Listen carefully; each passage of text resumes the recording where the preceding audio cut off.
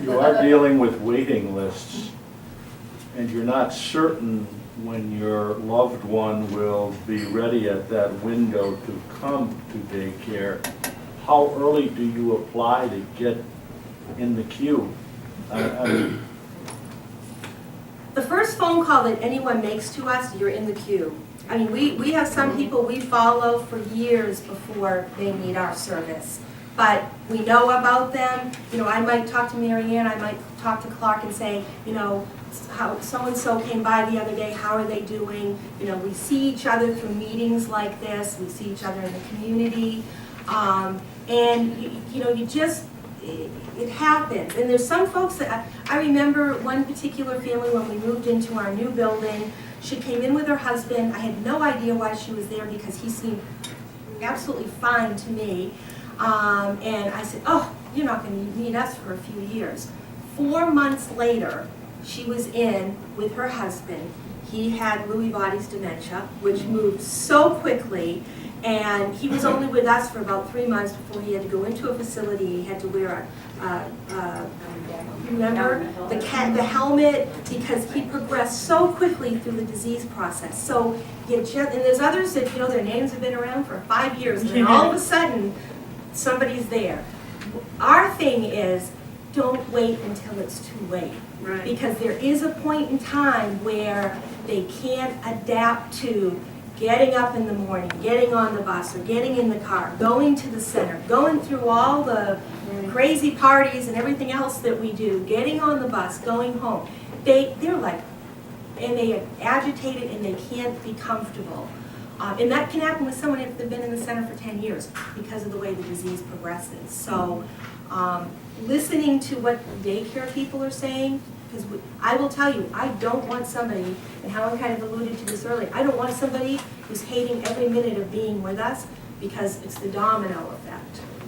Next thing you know, you get a whole room of people who are unhappy. Yeah. So we don't want them before they're ready, but we also don't want to wait until it's too late for them to be able to adapt. Right, and that's why this is a great resource, because, you know, you're talking with people that have been in the community for 30 years, the Alzheimer's Support Network, their eyes and ears, you know, they help. It's not something you have to make on your own, the doctor, your family, the support network, visiting us. I mean, we've had someone come and visit us a few times before they even signed up, because it became our guest's idea to stop by. You know, it was like he was introducing his family to us. They had been a few times, but it had turned and become his idea. It's never too. It's never too early to gather the information. It's almost like when I was working with hospice and a volunteer, that a lot of times people didn't reap the benefits of all of the program. You know, sometimes it was just if we wait till the very end, and sometimes the caregivers and their loved one are so connected and so entwined that it's like, how am I going to be able to? All he does is want to be with me, or all she does is want to be with me. That's where it may have gone on for a long time. So go ahead, Marianne. I was just thinking about, before our time is up, one of the things we talk to our caregivers about is to listen to what they say when they pick them up, agree, and then call and talk to you guys and tell them what they said to use you as a resource for the first month or two, or how often is necessary. Could you speak a little bit about that? Yeah, that's really important, because then we know where that person is at, what's making them uncomfortable. For some, it's we just need to tweak the time that they get picked up, because from 3:30 until 4:30, the buses are coming, people are being picked up, everybody's had their snack. There's not a whole lot of time to be able to spend individually. So what does that person walk out the door and say? I sat around and did nothing all day long, because they just remember the last hour that they were waiting to be picked up. So if we hear those things and we know those things, it helps us better say to the family, okay, you know what, if you come at 4 o'clock, maybe it's not going to feel that way. And we'll do things like take pictures and videos and show families, this is what they do when you're not around them. Something else I was just going to say, but I think it just went out of my head. So yes, any information, and believe, I know what I was going to say in reference to what you said. You contact us, we're not going to be calling you, you know, checking how you're doing. We just kind of, unless I get a phone call from somebody who's concerned about you, then I might call you. But, you know, we're there just to help as much as we can. So know that, you know, even if you went and talked to all of us, it doesn't matter. Your Yeah. information is there, we know you're out there. And sometimes, some of you end up coming to us in crisis, and at least we know who you are. At least we know. One of our caregivers called me yesterday. She is in the hospital. She suffered a mild heart attack over the weekend. And, you know, it's just knowing what's going on with everybody is helpful to all of us, so. Right. We're not a hard sales pitch. It's like someone who said, you know, I spoke to you about a year ago and I didn't get back to you. We may do a follow-up call. Is there any, if you have any more questions, please feel free to stop by. The only thing we ask is please don't stop by unexpectedly at lunchtime because we prepare meals. It's a real busy time, but we don't, sometimes people want to schedule a visit, that's fine. Some people want to pop in, that's fine too. We have nothing to hide, we're usually busy doing something. There's just some times of the day that are a little busier than others, but all the information you give us after a visit or even after a tour is priceless. Because then we know, it's like, well, you know what? He didn't like that thing about the exercise. Well, okay, good, well then you know what? That maybe there's not more, it's more of the cognitive. We can tweak anything. Fortunately, we're not cookie cutter where it has to stay this way. We can change anything up and around, and we want it to be a pleasant experience. We want it to be productive. So, thank Do you have you. one more question? A quick question on the waiting list. If you call and the individual's loved one isn't quite ready for it, do they go to the bottom of the stack or on the top of the stack? Well, I don't really have a waiting list. Yeah, the waiting list that I'm talking about has to do with funding. If you call Senior Choices, which is the area agency on aging, I have a waiting list just 2 days a week, so I can accommodate if someone new came in, they would just start other days, and then when season is over, everyone can have whatever they want. Right. But no, it's not like that at all. No. Our business is so, things change you might call me today and say, you know what, I'm jam-packed. And by Monday, I could be calling you saying, okay, I've got 3 openings now. It's just it varies so much. Right. But we don't keep you know, this person called on this date and, you know, they're number 10 on the list. Yeah, no. When we used to have that problem years ago, it would be people who lived locally, people who had jobs, or people who were, like, if DCF was involved or things like that. Those 3 would take a priority over, say, a seasonal person, because they probably have some resources that our person who lives here year-round doesn't. So that's about the only kind of prioritizing we would Right. do. Before we wrap up here, and Horace, I'm sorry, Horace has a question. Okay, never mind, that's it. I forgot already. I'm losing. Don't say that out loud, Brad. What we hear all the time is that they'll be in your center and they'll have a great time. You say, oh, they're doing great. Yeah.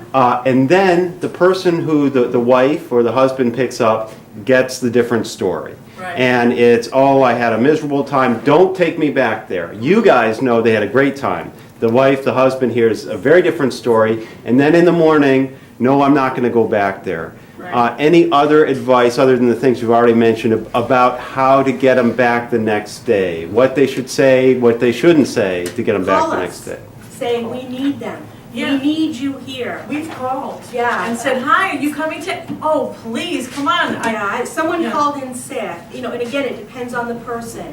Right. They ordered lunch for you today. You Mhm. have to go.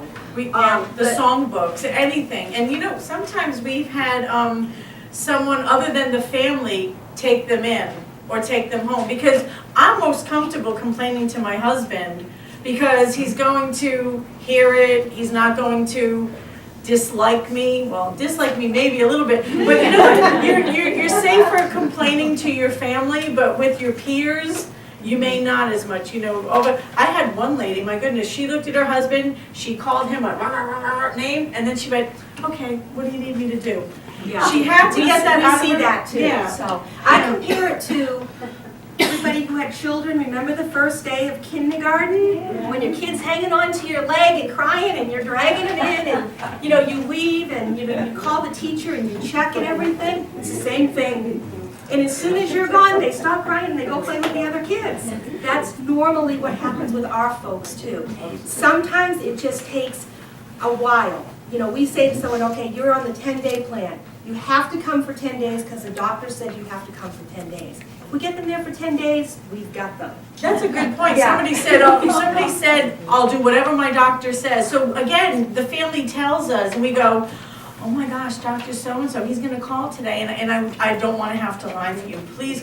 We will do whatever it takes, and sometimes that's the hardest thing. We feel for the caregivers. We see you come in and you have battle wounds because they're like, we've gone out to the car sometimes because someone's sitting in the car, and we're like, there you are, come on in. Because the family, it's tough, and that's where we are not gonna say, it's over, because you're dealing with getting our folks ready in the morning, getting them ready at night. So we appreciate more than anything what you need to do to get them in to have a good day. So please go and have yourselves a good day. After you dropped your loved one off, don't worry about like, oh gosh, they're gonna hate me, Yeah. they're gonna have a miserable time. They've gotten busy, so take care of And yourself. that's one of the things, like at night, when you pick them up, let them spout, don't feed into it. Don't say right before they go to bed, now remember you're going to the care club tomorrow, because they're gonna be sick first thing in the morning, that's all, or awake all night, or, so talking as little about us as possible, and not, setting, how many of you tell them that they have a doctor's appointment 5 days from now? We don't do that anymore, do we? There's a reason why. Same thing with daycare, you don't say you're going to the care club tomorrow. I just had a family call me the other day, because he was concerned. His mom is in a nursing facility right now because she had a little bit of a brain bleed and they had to go and relieve it. And she's getting therapy, and he says to me, I'm so concerned that mom is not going to remember Care Club. And I said, okay, don't worry about it. I went over because I thought to myself, she doesn't know what Care Club is anyway. Care Club means nothing to her. So when he was saying, Mom, you remember Care Club? And the look on her face like, yeah, Care Club. I walked in, she took one look at me, started crying, said, I missed you so much, how are all my friends? And on she went. I called her son and said, your mom remembers Care Club. She just doesn't know that it's Care Club. So, that sometimes that's the point that they get to, that they don't even know the name of it. Or, like, I'll run into some of the folks in the grocery stores, and they'll see me before I see them. And, they'll be waving, and it's like, wow. Yeah. So, they get used to it. But there's just so many ways, and again, talking with the intake people, myself, Helen, Cindy, we know some of the tools that make it work. They do, and they're a terrific resource, and we're sorry Cindy wasn't here, but we were so well served by Luann Wallstrom and Helen Waite, and thank you so much.